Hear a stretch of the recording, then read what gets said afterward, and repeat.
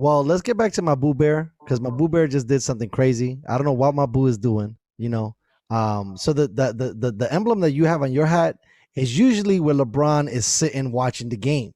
All of a sudden, he switched gears in us and becomes, I don't even know how much of a partnership he has, but now he's a partner and potentially portion owner of the Boston Red Sox. What are you thinking about that, H?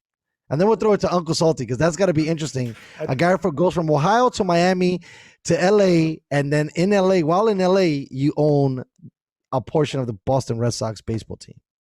I think it's dope. I think you get more of these guys into power. Hopefully, it's not like like when Jay-Z had a portion of the Nets.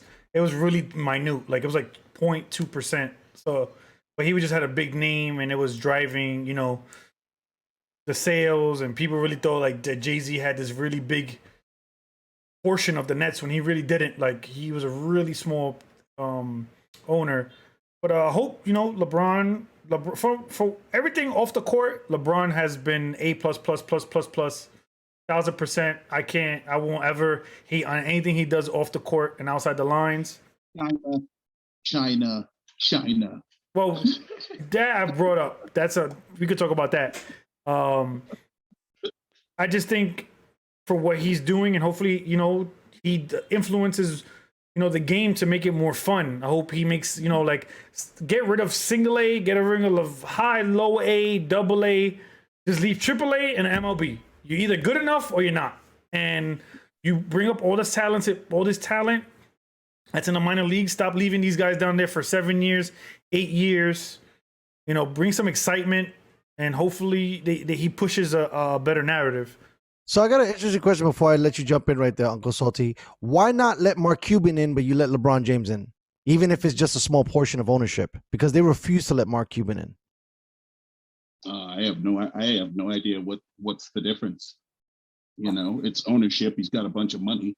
I think they don't want anybody to be outlandish and push back. Probably if you got an owner who's going to say the MLBPA sucks, or what's his name, the commissioner of baseball, whatever. If he talks shit about the commissioner of baseball, or if he calls out the Cincinnati owner saying, why the hell does your facility suck?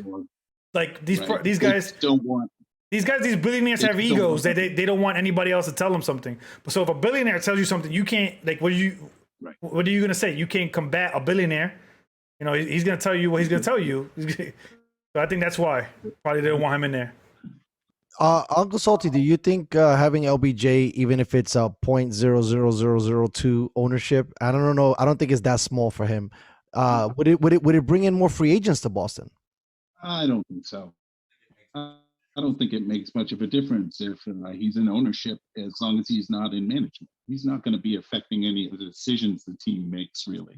He's just part owner of a franchise that's always going to pay dividends because the people in New England worship the Red Sox.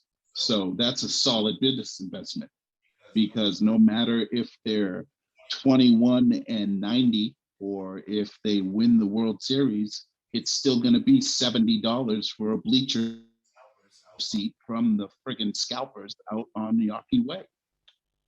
Yeah, that's a fair statement. That actually is probably a solid situation. That's a good investment, right? Way to make your money work for you instead of you working for your money.